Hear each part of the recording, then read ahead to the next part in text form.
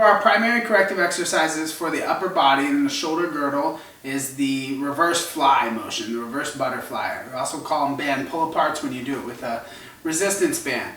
This motion is going to primarily focus on shoulder blade retraction, which is drawing those shoulder blades back, but we're going to have a secondary focus of what's known as horizontal abduction, which is going to be focusing a little bit tricep and posterior deltoid. This comes all the way across the shoulder blade into the spine, which is going to help you stand up much taller and straighter, giving your shoulder blades the strength that they need to combat the stress that we put them through all day, every day when we're out in front of ourselves working with our eyes and our hands.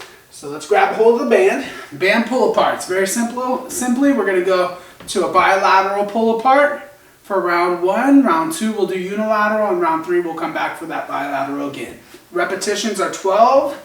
Get ready. It's a softly bent elbow, big chest posture, and we're going to draw those shoulder blades together and control back to the point where that band does not lose tension. So she's not going to let it go loose. She's drawing right across the bottom of the sternum so that she can feel the squeeze through her middle back. I'm going to set your pelvis in position a little bit softer. Good. We have to really draw the belly in to combat what's your body's going to try to compensate and arch the back as you pull those shoulder blades apart. I don't want any arching the back. It's just drawing those shoulder blades apart to squeeze.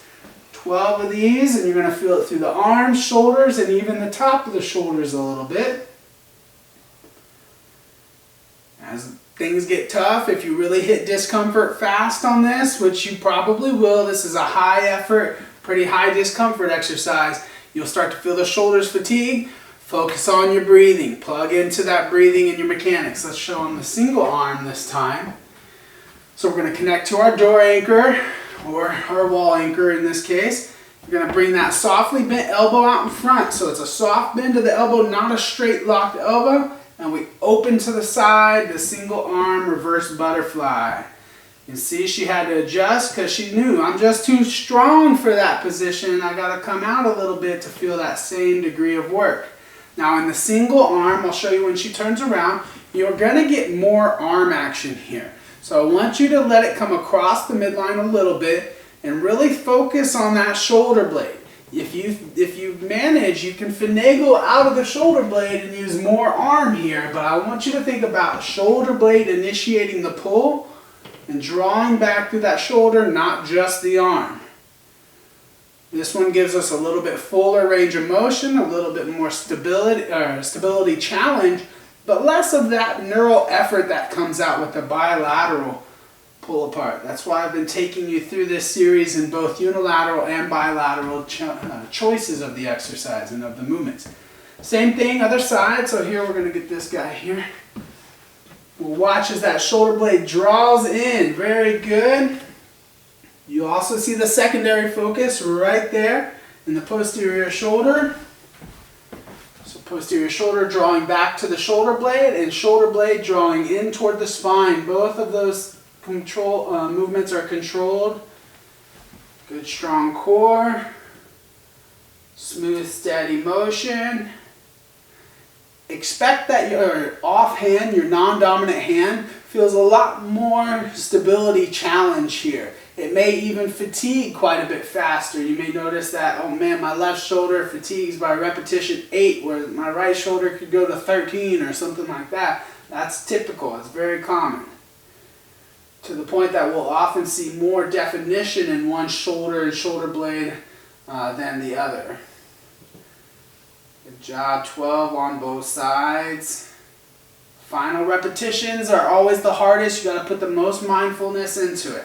Final set now. We're going to go back to bilateral. I'm going to have her grab it with an underhand grip, which is going to make her open up her chest a lot more. It's going to rotate against that band and fire a little more rotator cuff. This is harder. It's quite a bit harder to do this reverse grip type of position. Or underhand grip. Good.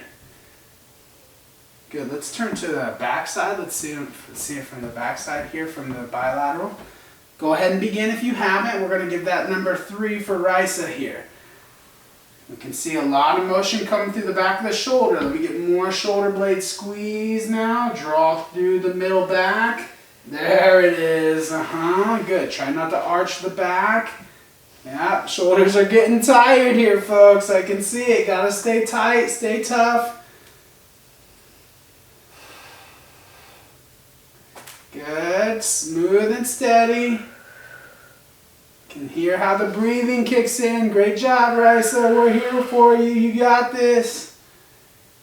Squeeze and release under control. Woohoo! That one wasn't simple for her. Good job. That's a target or an isolated exercise that elicits a very high effort. So if you hit the wall early, it's fine to take a break and maybe complete an extra round after that. Good job.